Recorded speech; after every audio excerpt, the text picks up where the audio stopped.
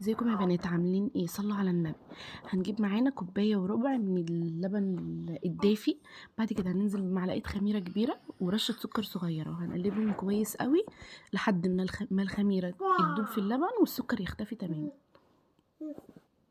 بعد كده هنحضر معانا العجينه للسينابون.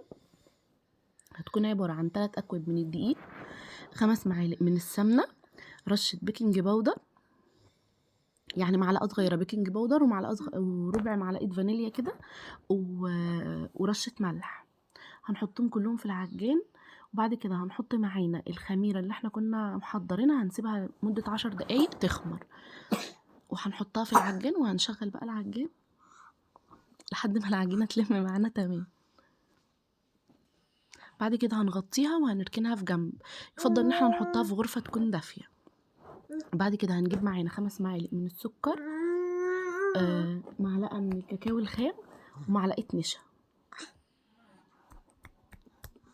هنقلبهم كويس قوي.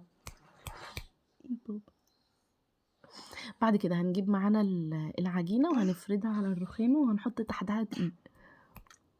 هنفردها كويس قوي. احنا عايزين العجينه تكون بسمك رفيع خالص، يعني على قد ما تقدروا رفعوا فيها.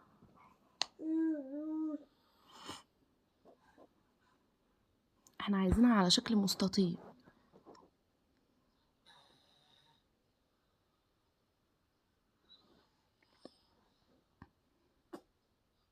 بعد كده هنحط السمنه على العجينه، وهننزل بالسكر والكاكاو والنشا، الحشو اللي احنا كنا محضرينه، وهنضغطه كويس قوي بالنشابه او بايدينا عادي يعني.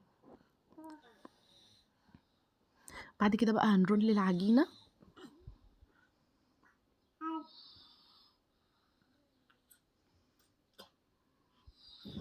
وهنقطعها بالخيط. انا حاولت اقطع بالسكينه بس مش كانت مظبوطه معايا، فعشان كده بقى قطعت بالخيط. هنجيب الصاج بتاع الفرن وهندهنه سمنه او زيت المتوفر عندنا، وهنحط فيه بقى التشكيلات اللي احنا قطعناها، وهنسيبها تخمر لمده ساعه بالظبط. بعد كده هندخلها الفرن وهنشغل الفرن من فوق ومن تحت. بعد كده بقى هنحضر معانا الكريمه اللي بتتحط على وشها. يفضل ان احنا نحط السكر بودره، بس انا بصراحه كسلت اطحن فكان شكله مش قد كده. هنحط سكر بودره ومعلقه سمنه ومعلقه لبن، وهنحط شويه قشطه، ولو متوفر عندنا جبنه نستون اللي هي الجبنه المثلثات دي عادي، بتدي طعم حلو برضو. بعد كده بقى هنحط الكريمه على وش السينابون بعد ما طلع من الفرن وهو ساخن. بنحط الكريمه عشان تسيح. بصوا السكر اللي هو الخشن باين قوي، شكله مش عاطفي بصراحه. فلو متوفر عندكم سكر بودره عادي يعني، مش هيكون افضل. دي شكلها بقى بعد ما طلعت من الفرن، وتاكلوها بألف هنا. بصراحه هي كانت تحفه، بس المشكله بس في السكر.